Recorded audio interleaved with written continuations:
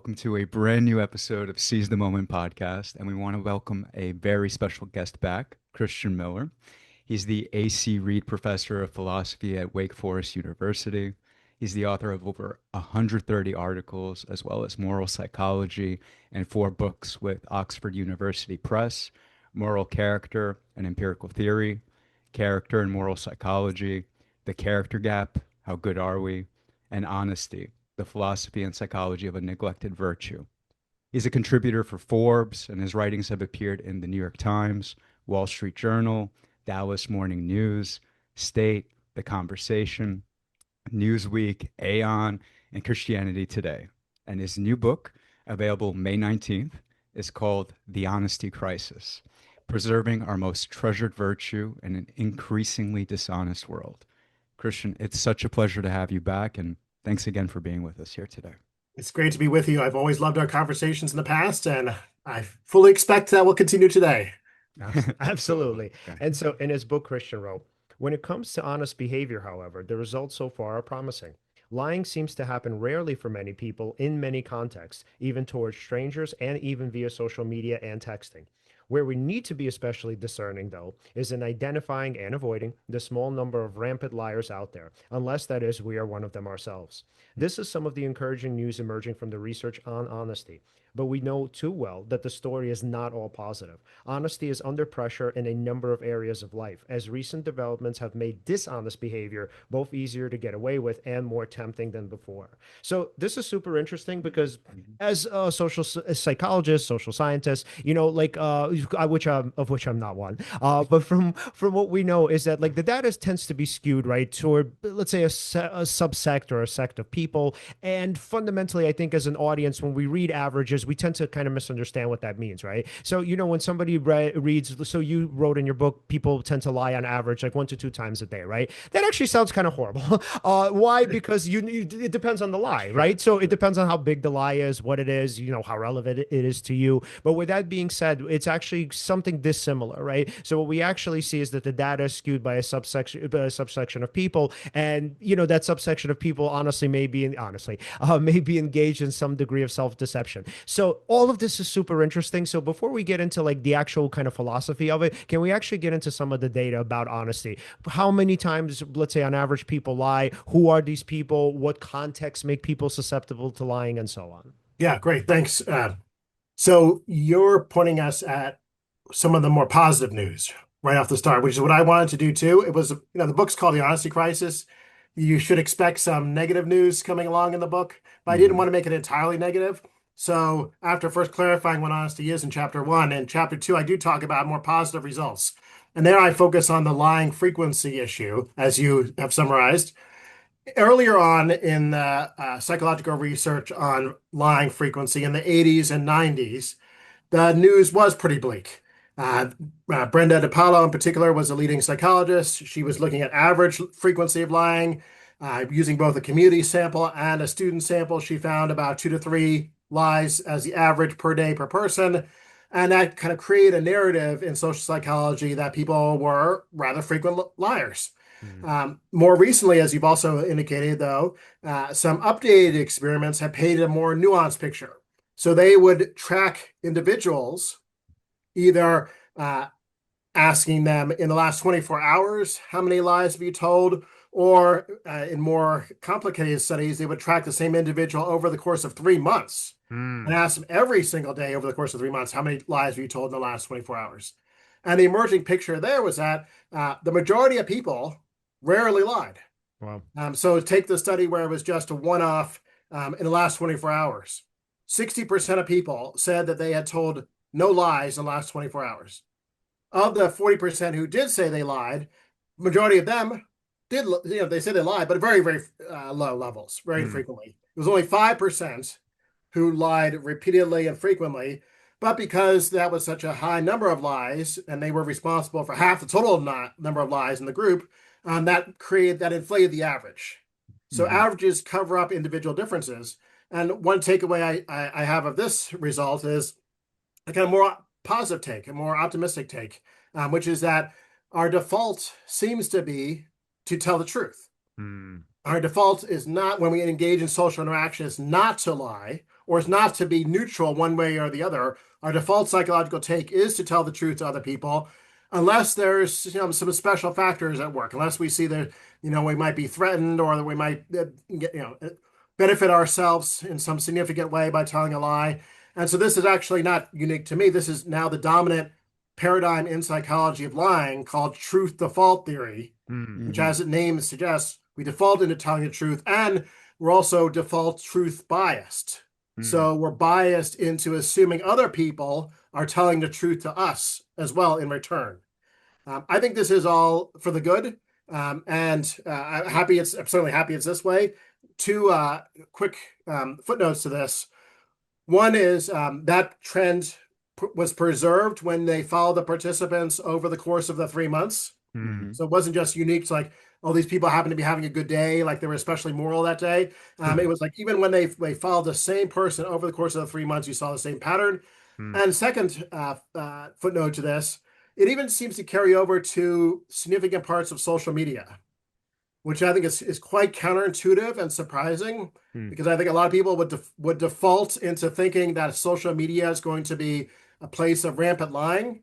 And that may be true for parts of social media, but when you look at places like LinkedIn resumes, psychological profiles of people on Facebook, text messaging, emails, dating websites, for these kinds of places, the frequency of lying and the amount of lying is not that much different from in-person communication. So you don't see a big spike in these circles. Now, I'm going to qualify that very carefully. I'm not saying all of social media, of course, anonymous chat rooms and something else. But that's also, I think, a little bit of a positive take on things beyond just face-to-face communication. I'm curious, the way you frame honesty in the book, I guess for the audience, is it more about telling objective truth, or is it just truth as you see it in sort of a maybe postmodernist sort of way, or is it not even that either? Yeah, I'm not going to take it in the postmodernist direction, right. But for reasons just that that has so many connotations to it, I don't want to attach any baggage to it. Absolutely. I think we can just speak more neutrally in terms of objective truth and subjective truth. So there's objective truth, which is the way reality really is, the way the truth really is. And there's subjective truth, which is what we think reality is like, and the truth as we see it. So take a concrete example. 5,000 years ago, people thought the earth was flat. That was their subjective truth. That was the truth in their own eyes. It did not correspond to the objective truth. The earth was round then, just as it is round now. But that was their subjective truth. Now, bring in honesty.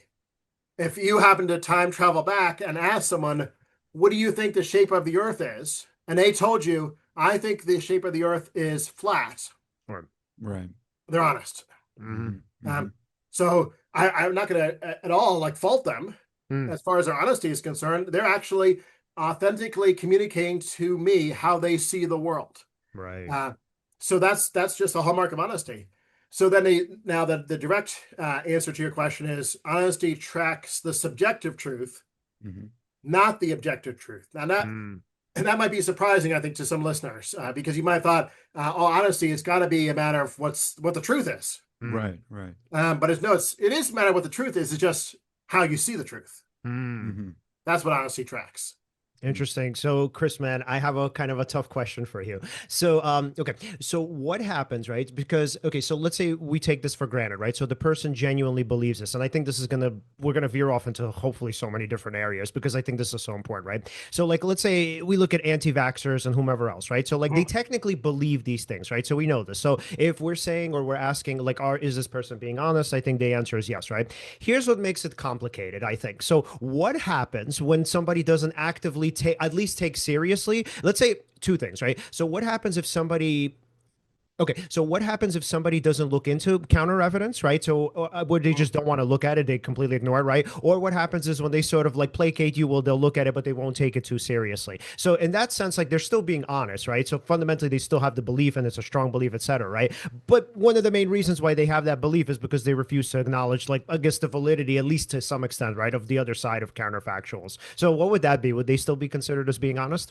Yeah. This is. You're right to say this is already more complicated and more tricky to dissect.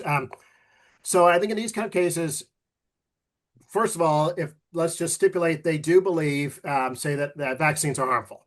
Mm-hmm. Hmm. And if you ask them and they report you that belief to you, then they're being honest. If instead they say, "Oh, we need to have vaccines because they don't want to get social penalties for that or social punishment," then they're being dishonest. They're Mm-hmm. not actually reporting what they believe. Okay, now let's suppose that they're confronted with a kind of large amount of evidence contrary to their position. And this will, of course, will generate lots of examples beyond this one. This will just generalize it. What happens when you're confronted with lots of evidence contrary to position? Mm-hmm. Um, if you're not going to entertain the evidence at all, then you're going to, I think, fail in virtue, but Mm-hmm. it might be a different virtue. We'll have to see. It depends on the details. But for example, you might not be intellectually open-minded. Mm-hmm. It might be intellectually closed-minded. Mm-hmm. So that might be another character failure. Yep. Um, but I think there are ways in which we can still get dishonesty in here, because self-deception is a real phenomenon. Mm-hmm. Um, so they're confronted with the evidence. They in some sense could appreciate that as significant, but they don't want to confront it. Mm-hmm. They want to persist in their original belief. So what do? They downplay it, they negate it, they ignore it, they come up with BS reasons for why it's not legitimate. Mm-hmm. Then it seems to me now we're hovering in the realm of self-deception. And self-deception is dishonest. Right. Parallel example. You're in a relationship. You believe the significant other is faithful to you, but then this kind of evidence starts accumulating. The kind of strange credit card charges, the text messages, the erratic behavior, the calls late at night, and so forth. You could confront it, but you don't, and you would kind of ignore it in the face of what should be pretty clear evidence that the person's cheating on you. Mm. You're engaging in self-deception. Why? Because you want to continue to believe what you believed all along, as opposed to facing the truth. So I Right. think in both of these cases, there's kind of parallel treatment where it would be intellectually dishonest. Mm. Um, and now to tie it into the previous question, suppose in like some weird way you're wrong. In this sense, the evidence of cheating is misleading. Suppose your Mm. significant other is being faithful to you. Mm-hmm. Hmm. Even then, the fact that you were ignoring and distorting this clear evidence that they were Mm-hmm. renders you intellectually dishonest. Wow. Um, and suppose somehow the anti-vax story, although I'm not, of course, endorsing that, if somehow the Right. anti-vax story turns out to be true, but you Mm-hmm. ignore all this evidence that vaccines are effective, Mm-hmm. efficacious, Mm-hmm.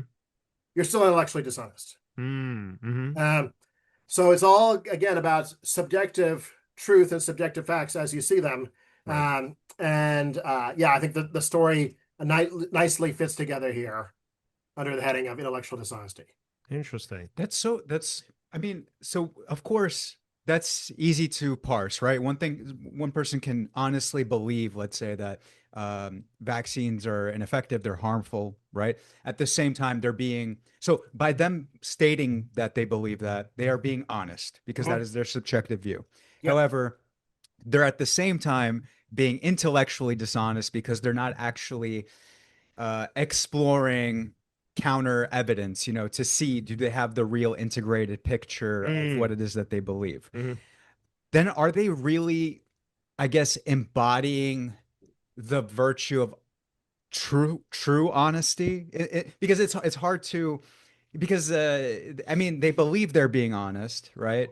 But then there's that happening there. There's that conflict. So Yeah. I guess Yeah. yeah, Yeah, yeah. good. Yeah. So there are now multiple pieces. You guys you really should have been philosophers. Yeah. So he got multiple pieces going on very quickly. We've got the honesty of their communication as to what they believe. We've got them believing that they're honest. That can also be sincere. Right. But at the same time, we have the third piece, which is that they are engaging in self-deception. Right. That's not honest. So the overall assessment has to take into account these multiple pieces. Honest in one case, honest in another case, not honest in a third case. Holistically, I would say, not knowing more about the case, it's always depends upon the individual. There's so many subtleties and facts about the individual. But from what I've been told, holistic, I would say they're a mixed bag. The completely honest person would check all three boxes. The completely dishonest person, would do worse than this probably. But we've got a mixed bag case here, which from our previous conversations in past years, I like the idea that most of our character is a mixed bag. And we have some good sides and some bad sides to our character. And that just fits in with the kind of story I like, where kind of complete virtue is rare, complete vice is rare, mixed, multifaceted, piecemeal, choppy is the norm. Interesting. And then, and so, again, another thing I guess to throw in here to make it more complicated. So let's say if the person, let's say the person is kind of engaged in, let's say some form of, let's say, I want to say appeal to authority, but let's say in this case, I'm not using it as a logical fallacy, right? So let's say, for the most part, like we don't really have the time to sift through information. Let's say we are appealing to authority, right? Or whatever, or at least, good sources or what we think of as good sources. So we think, okay, I believe this because I read this in such and such news source. Great, right? So I guess at what point do we call this self-deception when somebody really isn't doing the grunt work, right? So like, let's say if I'm, pro-vaccines, right? And let's say I'm like, well, I'm not really going to take the time to invest in doing the research, the anti-vax perspective, right? Into the anti-vax perspective. And, so fundamentally, I'm going to trust a scientist, I'm not that. I'm going to trust my doctor. I'm obviously not that. So, but at what point can we say, well, this person is engaged in self-deception because they're not really giving fair weight to the other side? And should we, right? Should we always give weight to the other side, fair weight? No, that's a very hard question. I don't have any easy answers to that.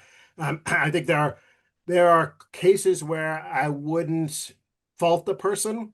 For example, they were raised in a very isolated community where they never even were presented with the other side or aware that there was another side. Then, it's sad, but I'm not going to say that they're intellectually dishonest. If it's a case where they are following what, say, the scientists kind of that they're encountering in their ordinary lives are telling them, and the kind of mainstream media that is confirming that as well. At some point, look, we live busy lives. We don't have time to investigate all the other perspectives. We have to be selective in what we pick and choose and what to investigate further. I mean, if you tell me I'm supposed to investigate the opposite side for that, then I'll give you 100 other issues. Right. Where I could spin the same kind of story, young Earth creationism, conspiracy theories about the moon landing, JFK and 9/11 and so forth. Well, there are other views out there, shouldn't you take some time to look into those? So can we come up with any kind of principle that will delimitate these? Okay, so long as you have kind of reputable sources backing it up. You don't have to take time looking into these, but these other ones, you got to take time looking. I don't have any kind of principle to offer you there. I'm reticent to make it something like, well, how many people endorse it? Yeah. So long as there's near uniformity of the, with respect to the view, you don't have to bother investigating the other side. But so long as there is a significant chunk of people who hold the other side, therefore you have to investigate the other side. That might sound good in theory, but boy, in practice, that will be a nightmare. Yeah. Especially, I don't have anything good to offer. But you know what? I love that so much, though, man. So because I think a lot of times when people do these podcasts, thankfully, we've never had that with our guests because I feel like a lot of you guys are really humble. So with that being said, like a lot of times when people come on podcasts, like they have these prescriptions that sound like they make sense, but the thing is, they're all kind of context dependent, right? So as an example, so like I at least Alan's family is from there, so we're from the Soviet Union, right? So the thing is, if you apply a lot of these principles to the Soviet Union, you might as well throw them out because it wouldn't be, especially now with Putin. I mean, whatever. But with Putin too, so if like the thing is, okay, so let's say we're appealing to the majority, right? We're appealing to authority. Like while in the US, at least at some periods, maybe not so much with this current administration, but for the most part, like we were able to kind of engage in these, seemingly like logical fallacies, and we were able to feel secure in that and knowing, okay, we can trust the systems, right? Yes, if you apply these principles to something like the Soviet Union, forget it, right? Everybody thinks the same things. I mean, it's pretty uniform, propaganda spreading, etc. And right, and even defining propaganda, that's maybe another conversation we can have because it's so fucking difficult. And so when you start getting into like, epistemology and what knowledge is, I love the fact that you're able just to say that like, hey, we kind of need each other because these are really difficult questions to answer. You've encapsulated better than I could have. So, I mean, I think, look, I've always talked with you all about character. One part of character is intellectual humility. And, intellectual humility is owning your limitations.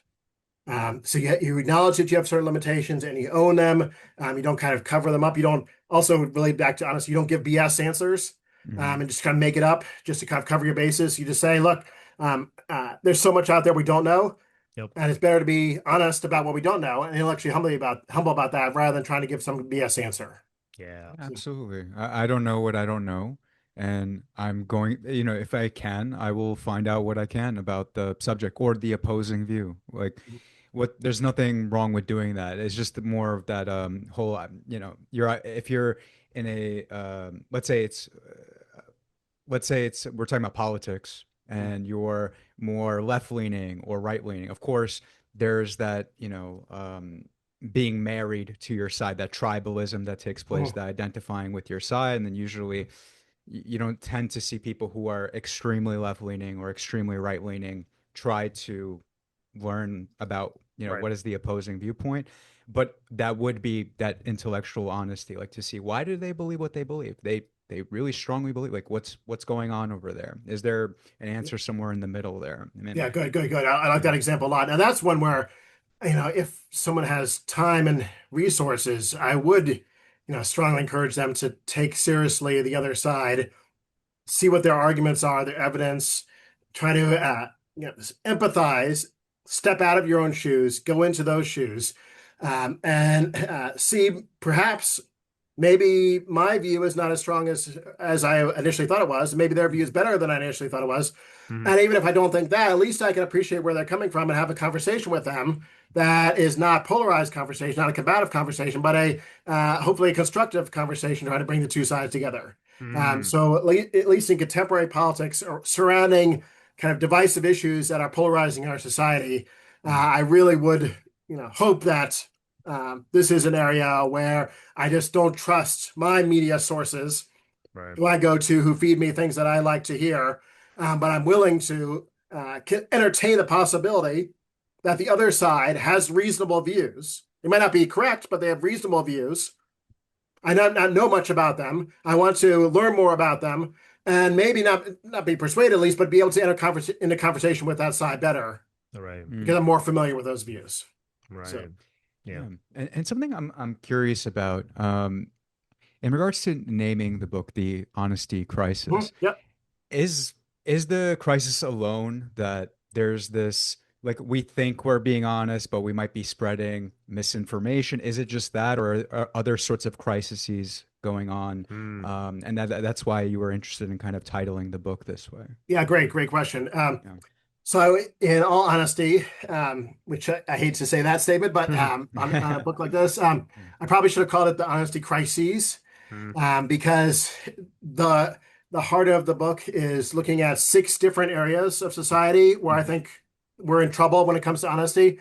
The one we've touched on already has to do with politics and political misinformation and our increasing ease of spreading political misinformation and willingness to do so. And how technology, especially social media, leverages that and enables us to do that. But that's only one of 6. So stepping back more broadly, honesty crises are situations where there's always been dishonesty around, but now something has changed, such that it's more tempting to be dishonest than it was before. And it's harder to get caught being dishonest than it was before. So it's a bad combination where it's more tempting to be dishonest and harder to get caught. Right. So, or easy to get away, Right. easier to get away with. Right. Right. So that's a recipe for trouble. And then the ones in addition to the political one, I look at the case of religion, Hmm.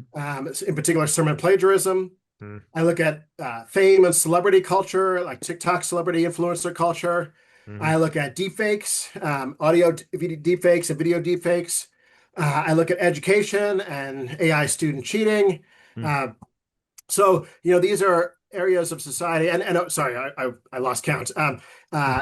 Internet infidelity is the last one on the Mm. list. Mhm. Mhm. Ways in which we can be disloyal or cheat on our significant other.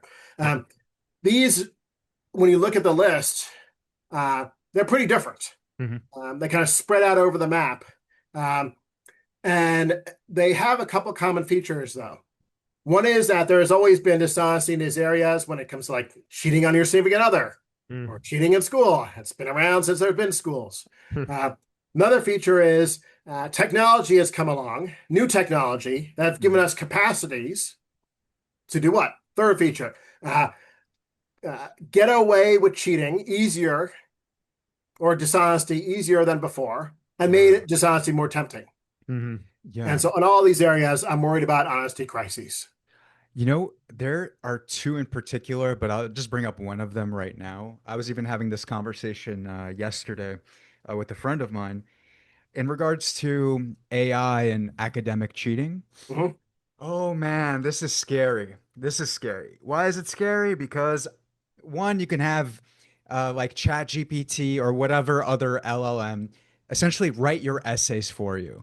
It could Correct. answer questions for you. Let's say you have your homework, you could just plug in that question from the Correct. homework, get the answer quickly, not spend any time thinking about the work in front of you. Mhm. Correct. Um, from a productive standpoint, you are accomplishing the work. From your own personal, as a kid, I could imagine as a kid, I'm like, oh, great, I have time to play video games now. I could watch this show. I could do whatever. I could go out. And that's great. That's great, I suppose. But the other side of it is, what are you really learning anything other than to be a prompter, like someone who just tells the AI what you want it to do? Now, I could argue, and sorry, I don't want to stray too far from where I was headed with this, but you could argue that, yes, if you're a creative person and you ask it to do certain tasks or functions, there is a skill to that. There is something to that. We could argue, sure. Mhm. The thing is, though, if you're in school, you're a kid, you're trying to learn fundamentals, you're trying to learn critical thinking, you're trying to learn basic math, science, history, and such. It's just probably incredibly harmful, generationally speaking, as these tools are used and also developed, unless we come up with a method to sort of deal with that to keep us more academically honest. Mhm. Yeah. Yep, yep, yep. So you basically wrote my chapter for me. Mm. That's the No, he chapter. used AI. Yeah. Very good. I hope not. I hope he's honest. No, yeah. Um, yeah. So just stepping back, bigger picture. You know, in the educational context, students have cheated for hundreds of years. That's nothing new. The ways they did it were kind of slow and cumbersome often. Yeah. That there was a first honesty crisis actually a little earlier with the internet. So Mhm. when the internet came along, students could go online, they could find text that they could incorporate into their papers and pass it off as their own work. So there were ways in which the internet by itself accelerated dishonesty, accelerated cheating here. But there's no doubt that that acceleration has been magnified tenfold with AI now. Mm. Yeah.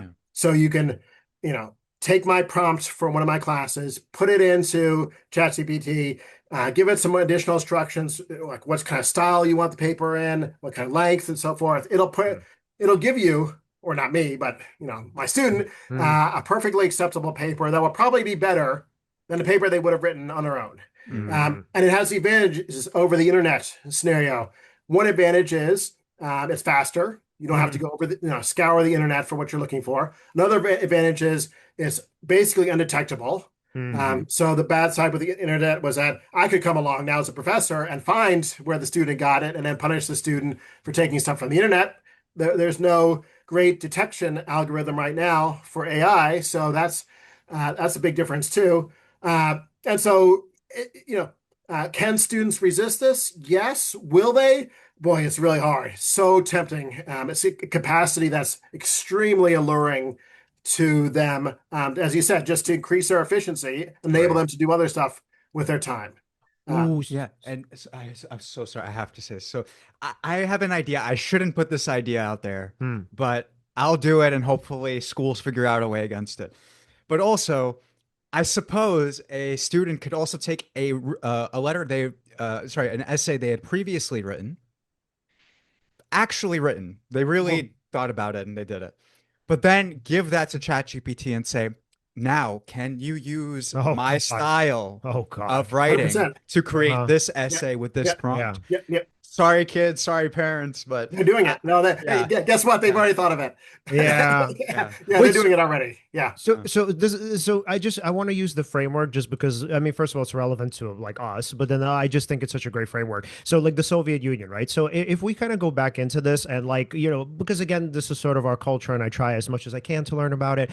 So what I understand about what life was like back then. So essentially like everybody snitched on everybody, right? So there was a lot of dishonesty, a lot of cheating. Long story short, by the way, I actually met this kid who like at the time this was now about 15 years ago, but so it's so corrupt there that like literally he asked me I don't remember the exact context of it, but so he's asking me something along the lines of like he's like, oh, like how much did you pay for your grades? And I'm like, what are you talking about? And he's like, oh, like what's the going rate here? And I'm like, wait, you're joking, right? And he's like, yeah, he's like, no, he's like, wait, he's like, what do you mean? He's like, you guys like don't like give like bribes? And I'm like, no, dude. I'm like, what? I'm like, is that how? He's like, yeah, dude. He's like, we don't like function any other way. He kind of like laughed at it because he's like, wait, isn't this how the world works? So this is not even the Soviet Union. Now we're talking an offshoot of Putin's fucking world. So whatever. With that being said, right? So the thing is with the Soviet Union, again, just because this is what I know most about. I don't know that much about what's happening in Russia now. But the point is to say what happened then was like so like the incentives, right, for lying, for cheating, for essentially being dishonest were so big. Not only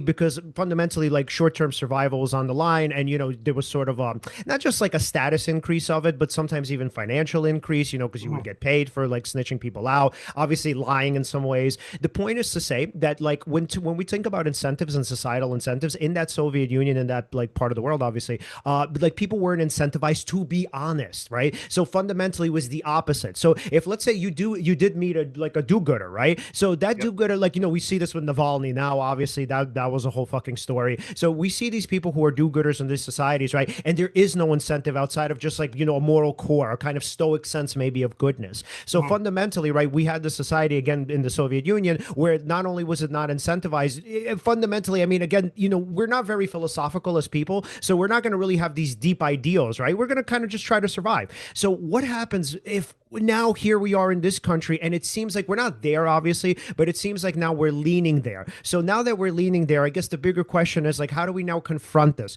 Because on the societal level, obviously the incentive, like you wrote in your book with fame, with the way the algorithms work, right? The incentive is essentially to do that, to lie, to kind of for pretense, right? To present yourself in a way that's dishonest. Yeah. So in that sense, right, how do we sort of what do we do? Like literally, what do we do when your average person who's sitting on Instagram, they're like, well, why would I be honest? That's just stupid, right? The same way somebody who's snitching on their neighbor in the Soviet Union would have said, but why would I be honest? That's literally a death sentence. Mhm. Yeah.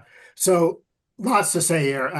Why don't I speak directly to the education case just to finish that thread? But then if we want to branch off into other larger issues about it, why be honest? I'd be happy. The final chapter, just for listeners, the final chapter is making the philosophical case for honesty, even though it's under threat and it's in crisis. I still think there are powerful reasons for why we should care and why honesty is important. Mhm.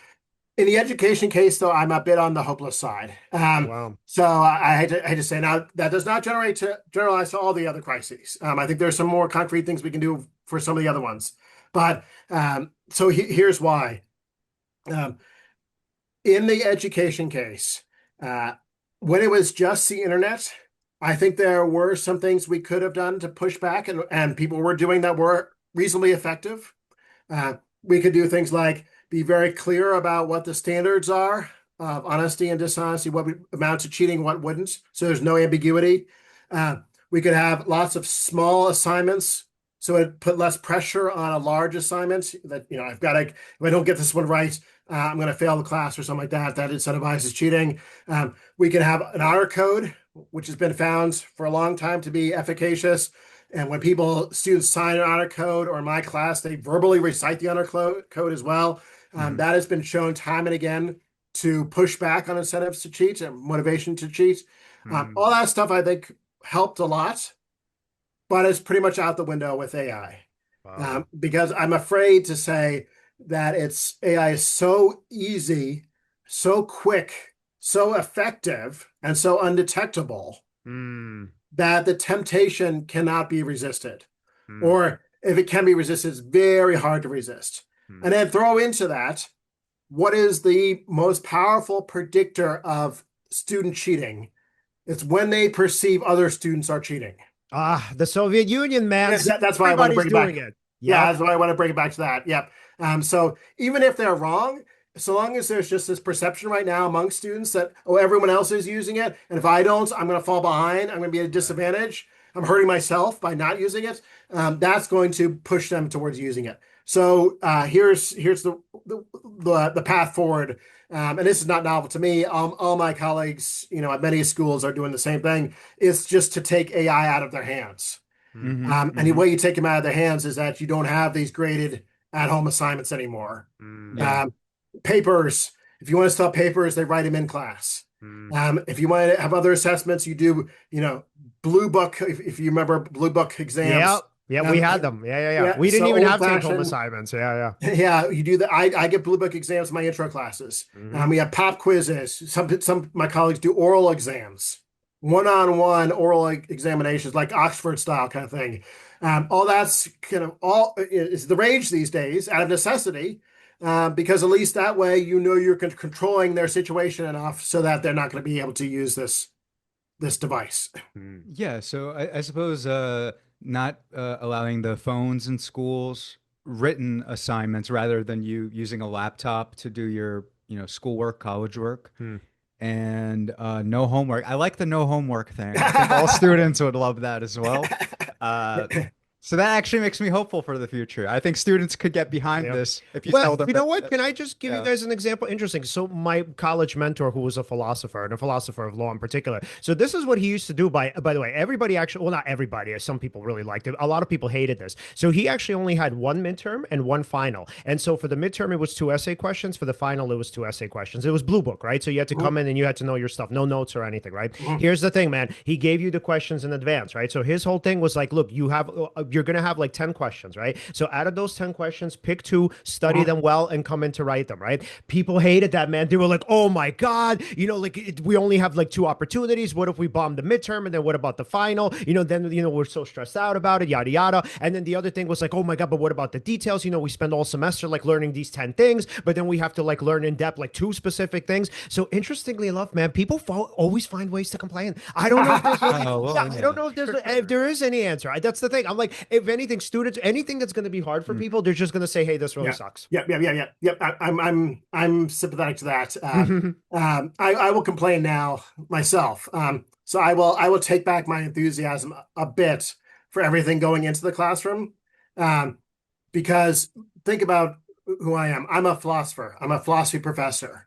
Intro classes, I don't care as much. We do everything in the classroom, Blue Books, even if it was essay exams. I don't like multiple choice, true, false. I think that's too middle school. But even if we did that, I would be okay with that.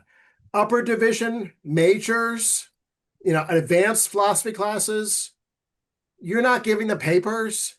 You're not giving them a chance to engage with a text, think about it, interpret it, construct an argument around it, anticipate what a critic will say to your argument, respond to the critic, apply it in some kind of applicable way to your life. All of that takes time. It takes thought. It takes effort. It's, working your intellectual muscles here and harnessing them and honing them. It's skill development. It's intellectual skill development. That's not, you can try and compact that into 50 minutes. You can try, or 75 minutes in the classroom, but it's not the same. I want that done well and thoroughly and, thoughtfully outside of the classroom. Right. But AI takes that away from me. Right. It takes away from them. It does it for them, Right. and they don't develop those muscles. So that's my sadness when it comes to moving everything into the classroom. Wow. Mm. And so, yeah, now let's expand it. So now from a, kind of, I guess, a broader societal perspective, now Sure, we have fame and like, Instagram fame or whatever, TikTok or sure. whatever else, right? But again, so, if we're looking at this, what is it, like keeping up with the Joneses, right? So from a neighborly perspective. So again, if the idea is like, but why wouldn't I do this? Because like fundamentally, again, society rewards it, right? I guess, I mean, this is such a difficult question because obviously I certainly don't have the answer to this. But how do we kind of incentivize, if we can, like younger people not to do that? Because again, essentially now you're back in the Soviet Union, and the idea is like, well, that's stupid of me. Like, why would I try to live up to some virtue, like these high ideals or whatever, when my neighbor's doing like maybe this and even worse? So again, if you have people like who are presenting these fake personas and they're getting likes, feedback, you see this in the Manosphere, the Louis Theroux documentary that just came out on Netflix, which was really great. But the idea is, I mean, the incentive is like to put out bullshit and dishonesty, and people Yeah, fundamentally get praised for it. Yeah, and yeah, yeah, yeah, paid. yeah. Yeah. This is hard. This is very hard. And I mean, right off the bat, it's unlikely I'll be able to say anything that would actually convince someone to change their mind. Like, oh, now I see. I'm going to stop doing this and like Right. change to an honest character overnight. But at least I can give some reasons. So first, I'll talk at the societal level why honesty is important, and then I'll talk at the individual level, which is the more challenging one where you're pushing me to. I think you can make a strong case at the societal level why we should still care about honesty. A dishonest society is just a bad place to live in. A dishonest society is one in which you can't trust other people. We don't want to live in that kind of society. A dishonest society is one in which you can't have deep relationships with other people. It's one in which everyone's instrumentalizing others and using them for their own purposes. Mm-hmm. And ultimately, it's a society where fear is going to be rampant, because we haven't really unpacked what honesty and dishonesty, really involve. But it has a whole lot to do with, or it has to do with a whole lot more than just telling the truth. It has to do with not cheating, not stealing, not BSing, not committing fraud, not engaging in self-deception, not being hypocritical. Mm-hmm. All these things, when collectively, when you put all that together, honesty looks like it's really important. And when you don't have them, and you live in a society of theft and cheating and lying and misleading and BSing, that's going to foster fear. And I don't want to live in that society. I bet you don't want it to either. Mm-hmm. The harder question, though, philosophically here is, well, okay, I want to live in a society where other people are being honest. Right. But that doesn't automatically imply that I have to be honest. Right? Mm-hmm. Going all the way back to Plato, there's been this idea, Plato's Republic, this idea, well, maybe the best life is the double life, or the fake life. Mm-hmm. Outwardly, you project an image of virtue and you project an image of honesty. So that way you gain social approval. Unlike the influencer who just comes across as crudely dishonest or crudely vicious, they're actually going to turn a lot of people off. You want to publicly present yourself as a good person, and you're going to gain popularity and social applause that way.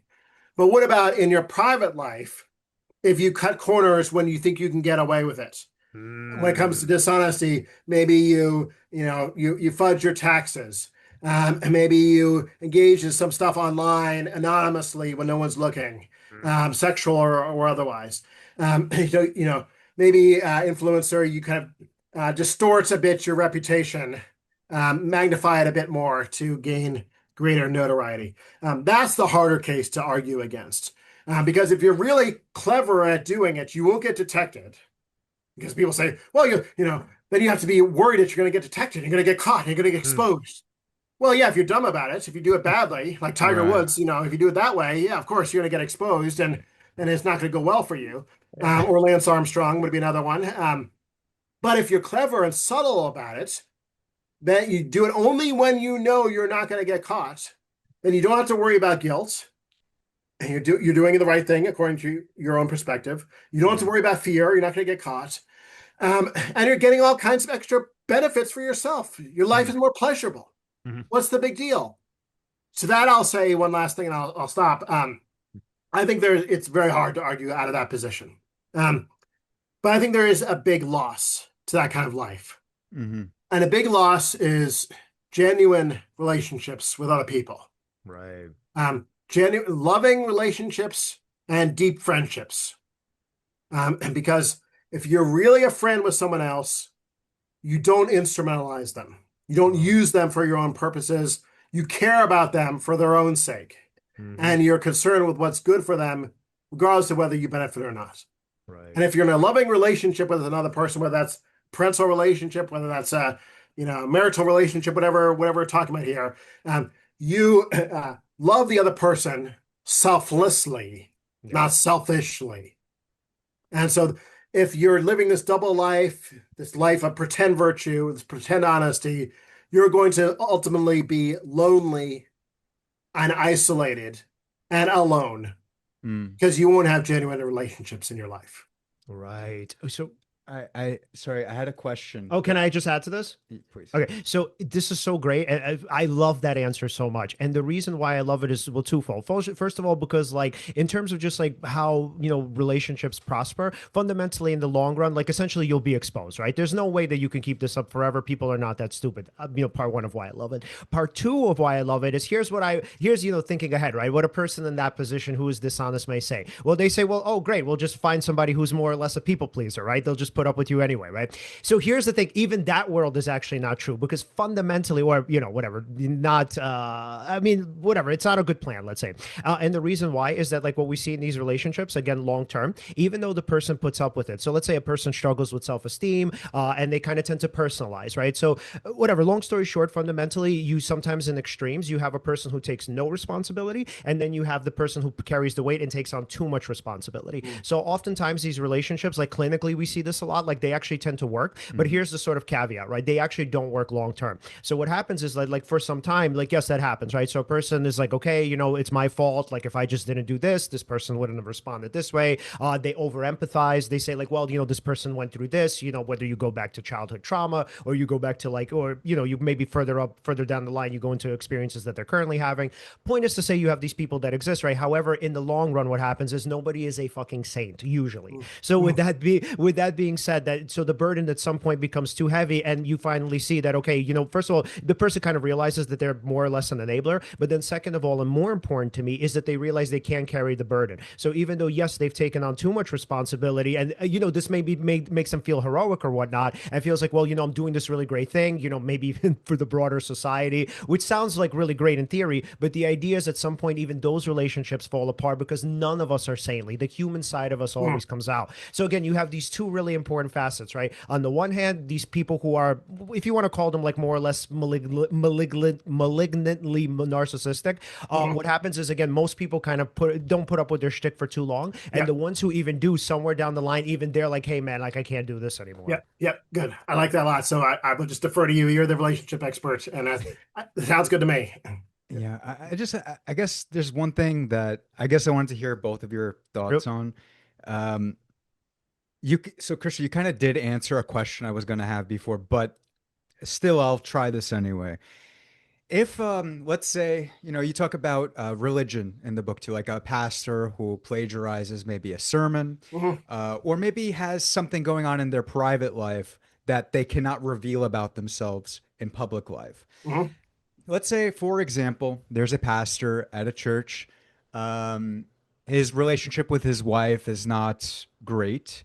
Mhm. It's sort of on the outs, but Mhm. he will not divorce her for how that would look publicly. Mm. And so, let's say in his private life, he, cheats, but he's clever about it. Just how you were describing before, he's Mhm. clever about it. Nobody catches any glimpse of what he's doing. And of course, ultimately, would it be better that he be completely honest, perhaps divorce his wife, perhaps pursue publicly this relationship with the person he's having an affair with? Mhm. Mhm. Ultimately, yes, that sounds like that would be the right thing to do. But out of curiosity, if that person had the intention of distorting reality in a way that it doesn't harm his constituent, or not constituents, but the people at his church, Mm. because that'll Mhm. ruin their, their view of this, divine person, this Mm. idol, right? Mm. Mhm. Um, Arguably, would then lying be more Yeah, that's a great virtuous question. than telling the truth for because of the consequence that would follow? Right. And I'm not trying to be suggestive with my question. I just want to hear what you would Yeah, say. yeah, good. So bigger issues here. Great question. The bigger issues are, do the ends justify the means? Yep. This takes us also into utilitarian thinking and ethics, which Mhm. is relevant here. It also could lead us to other cases like this that have nothing to do with religion. The famous Nazi at the door example. Mhm. Do I lie to the Nazi at the door to Yep. protect the Jewish family in the basement? Yep. Do I sacrifice the truth for the sake of something else, avoiding harm? You can also run the same kind of discussion at the level of the sermons that you alluded to. Mhm.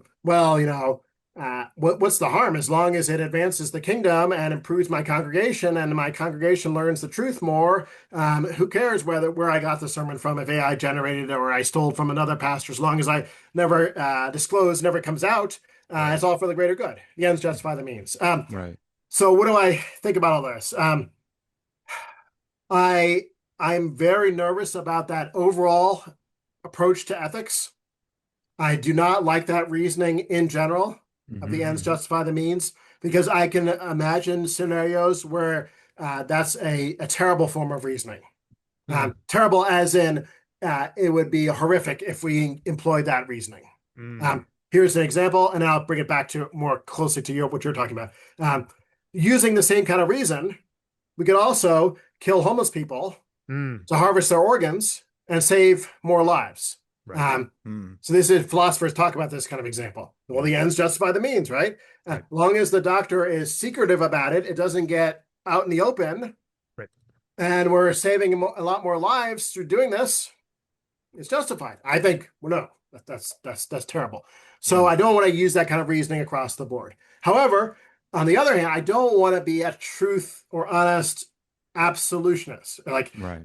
it's like absolute. You got to always tell the truth. Absolute. You got to always be honest. I think that's too extreme as well. Right. So that's the view that Augustine held. That's the view that Kant held. Mhm. It's been around for a while, and it would tell the truth to the Nazi at the door.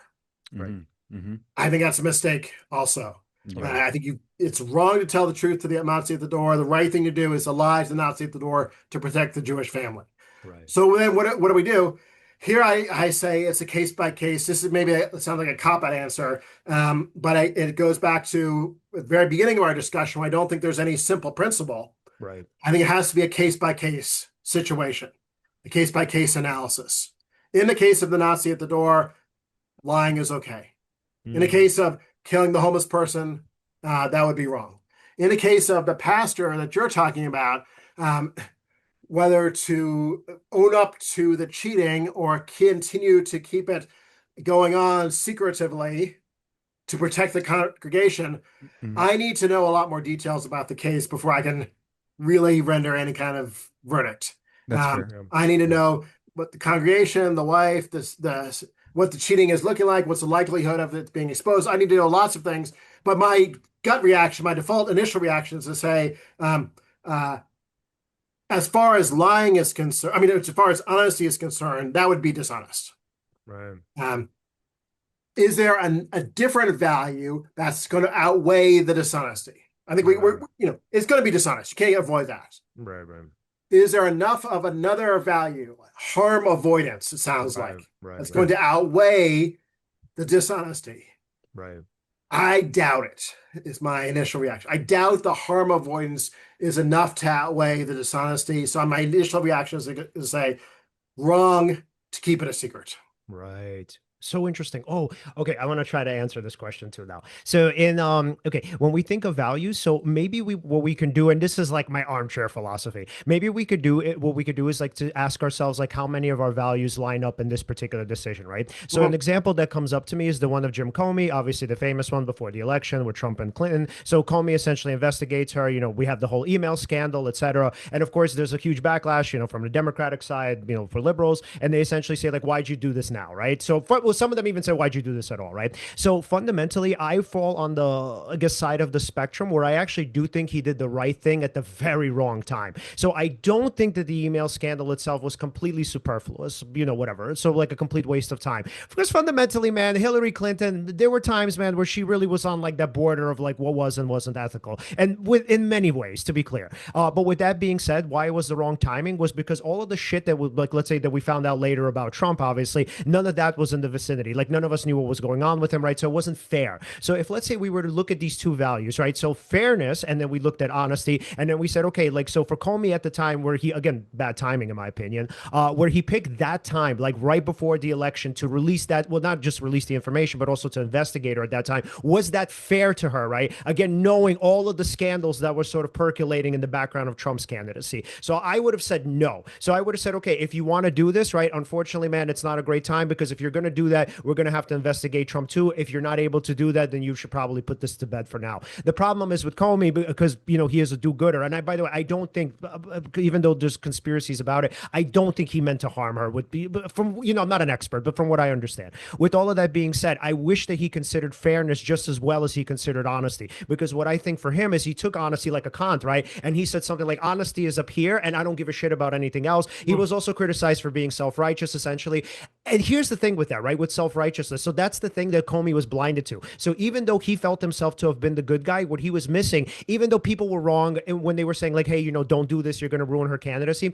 That's not exactly what they should have said. What they should have said, again, in my opinion, was they should have said or asked, is this fair, right? So look, if you look at this, right, this is going to probably derail her candidacy significantly. And is this fair? Because you wouldn't do the same thing to Trump, who has way worse issues going on than she does. So again, what I think, again, I would call him self-righteous too. What I think it was is just like a Kant, right? In being an absolutist, you're blinded by every other consideration because you're thinking, okay, this is honest, therefore it's right. And I'm not so sure that that's always true, especially in the light of other values. So Good.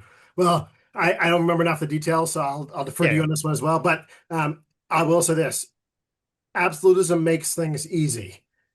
Because then you guys have one value, you only have to care about that. If the value is broken or defiled or something like that, then you've got your answer. Reality, I think, is a situation where we have multiple values that often come into conflict and compete with each other, and that just makes things a lot messier. Makes my job as an ethicist a lot messier. I can't give simple prescriptions or come up with simple answers. So now it's a matter of waiting in this particular concrete situation. And you're talking about fairness and honesty, and not see at the door. It's compassion and honesty, weighting those two up, given the details of the situation, and seeing which one takes precedence. And that's a lot harder job to have to carry out. Yeah, man. But that's what I love about your work so much, man. Like this is complicated philosophy. It's so far away from self-help. Go ahead, Alan. Yeah. So I have to ask. So one of the darker implications in the book is that uh, the the way technology is scaling in regards to AI video manipulation, it's sort of scaling faster than our moral virtue can keep up with it. Right. And I guess, do you think society is psychologically prepared for that kind of reality manipulation? And then I guess I want to I want to combine that with something else. Uh, Actually, you know what? Let's keep it to that question first. Then I have a comment on it afterwards. Yeah. Yeah, that's a psychological question, and I'm not probably well positioned to answer that, whether society is prepared or not. I mean, it is moving quickly. There are ways in which it's clearly morally problematic, not just dishonest, but just outright morally problematic when we talk about things like non-consensual deepfake pornography. Right. I don't think there's much of a case to be made for that. When we talk about these, situations of high schoolers tend to be boys who are making these videos of their classmates, tend to be girls without any clothes on, and then distributing them and causing tremendous psychological harm and damage. But even when we look at more innocuous cases of historical videos that are getting manipulated, a video of what's JFK's final speech would have been were he not assassinated. Right. Right. Yeah. You might say, well, look, that's great educational pedagogical value.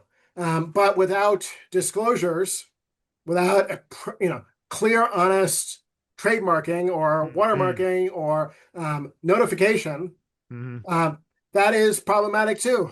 You're making it seem like this is what actually happened, and without telling your audience that it didn't.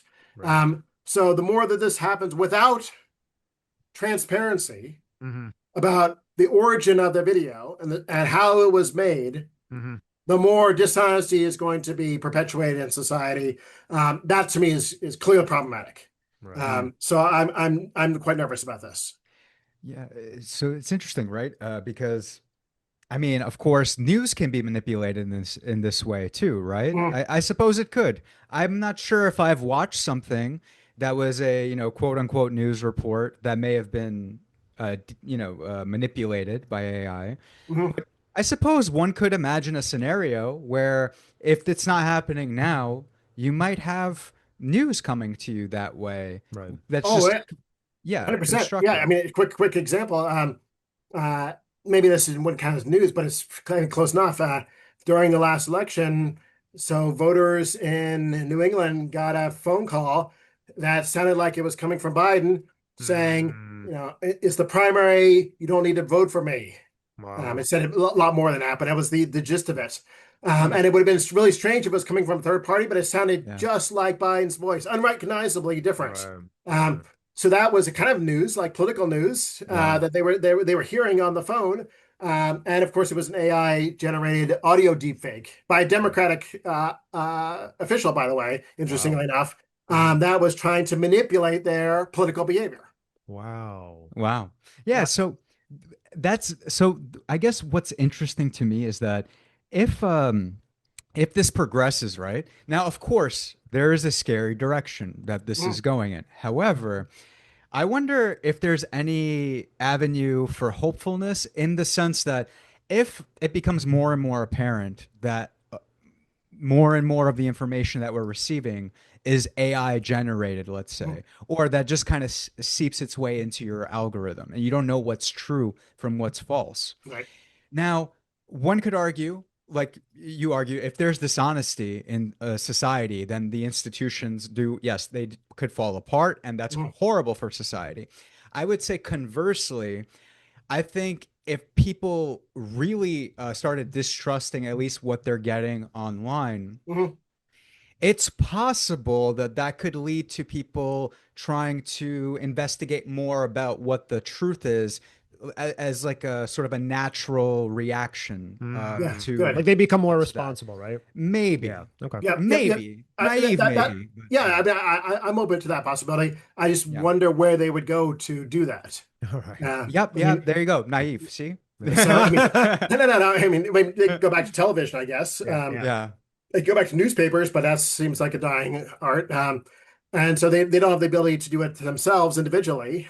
We can't do that individually on our own, investigate it. So they might spark a hope or desire, but I'm not sure about the mechanism or means to do so.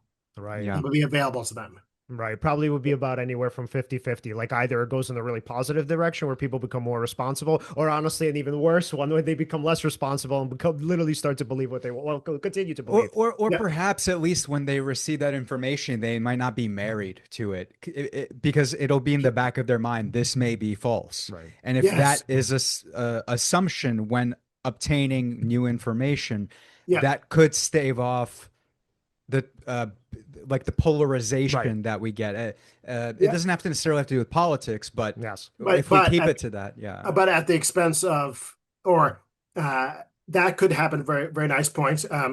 But do we want the costs with that of skepticism? Right. So yeah, so now I know, I don't know who to trust, so I'm not going to trust anyone. Yeah. Um, yeah, so this news outlet tells me this. I go over here, maybe this is going to be better. It tells me the opposite. Yeah. I can't really trust any of them, so I'm just going to withhold judgment. Yeah. So Vaccine over here, no vaccine over here. Fraudulent election over here, no fraudulent election over here. right. I'm not but going to believe anything. out of curiosity, We so gotta go, man. yeah, Yeah. okay, fair We enough. gotta we gotta go. It's so interesting. I know, I know. We're at the time. We're at the Okay. time. All right, Alan, final questions for Christian before we wrap up. Yes. If we wanted to follow you follow your work, and of course, buy the book. Where can we do that? That was a downer of a question. Yes, yes. Go to my website, christianbmiller.com, christianbmiller.com, or just Google me. And then, all the stuff is on Amazon as well, or other websites that you like to use for book buying. Email, you can find me at Wake Forest, the philosophy department. You can find my email address there, but my website's the best place to start. Christian, as always, excellent, man. If we didn't have a cutoff, I would have pursued this. Alan would have talked to you for another 2 hours. All right, man. We'll talk to you soon. Awesome. Take care. All right. That was awesome. So, of course, everyone, if you'd like to follow us, you can follow us at Seize the Moment Podcast on Facebook and on Instagram. On X, we're at Seize_podcast. Like, subscribe, hit the bell on YouTube. And again, thank you so much for watching, and see you next time.